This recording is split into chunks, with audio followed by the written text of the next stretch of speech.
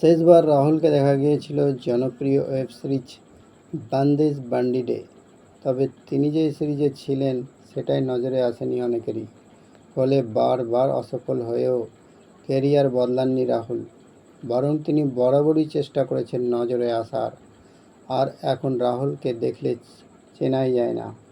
উচ্চতায় তিনি ছাড়িয়ে গেছেন আমির খানকেও, তার লুকও বেশ অনেকটাই বদলে গেছে।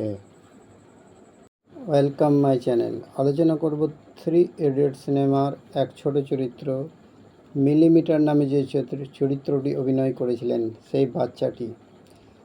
3 ইডিয়ট সিনেমার সেই বিখ্যাত সংলাপ कैसे कैसे पहचानोगे মিলিমিটার আর সেন্টিমিটার जो बन गया हूँ, কী করে চিনবেন মিলিমিটার তো এখন সেন্টিমিটার হয়ে গেছে। দর্শকদের মনে জায়গা করে নিয়েছিল এই মিলিমিটার চরিত্রটি। সিনেমায় যিনি এই মিলিমিটার চরিত্রে অভিনয় করেছিলেন তার আসল নামটাও জানেন না অনেকেই। রাহুল কুমার হচ্ছে তার নাম।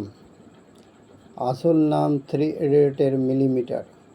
তবে অভিনয় সফলতা পেলেও তার নামটা রয়ে গিয়েছিল আড়ালেই। তবে রাহুল কেবল এই একটা সিনেমায় অভিনয় করেননি। দ্য ব্লু আমব্রেলা সিনেমার হাত ধরে বলিউডে পা রেখেছিলেন তিনি। ওমকারা সিনেমাতেও করিনা কাপুর, অজয় দেবগান এবং সৈফ আলি খানের সঙ্গে অভিনয় করেছিলেন রাহুল। তবে তেমনভাবে নজর কাড়তে পারেননি তিনি। রাহুলকে খ্যাতি এনে দিয়েছিল সেই 3 ইডিয়ট সিনেমায়। বলিউডে টিকে থাকার লড়াই এতটা সহজ নয়। খ্যাতি পেয়েও কার্যত হারিয়ে যান রাহুল। তবে তিনি যে একেবারে কাজ পাননি এমনটা নয়। ফির ভি না মানে, বদতমিজ দিল, নীলি ছত্রি ওয়ালে, ইয়ম হ্যায় হাম এর মতো একাধিক সিনেমাতে অভিনয় করেছেন রাহুল। তবে খ্যাতি পাননি, তেমনভাবে নজরেও আসেননি।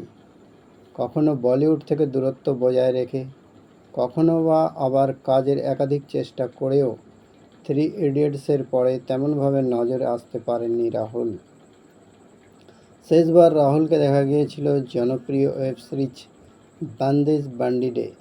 তবে তিনি যে সিরিজে ছিলেন সেটাই নজরে আসেনি অনেকেরই। ফলে বারবার অসফল হয়েও ক্যারিয়ার বদলাননি রাহুল, বরং তিনি বরাবরই চেষ্টা করেছেন নজরে আসার। আর এখন রাহুলকে দেখলে চেনাই যায় না। উচ্চতায় তিনি ছাড়িয়ে গেছেন আমির খানকেও, তার লুকও বেশ অনেকটাই বদলে গেছে।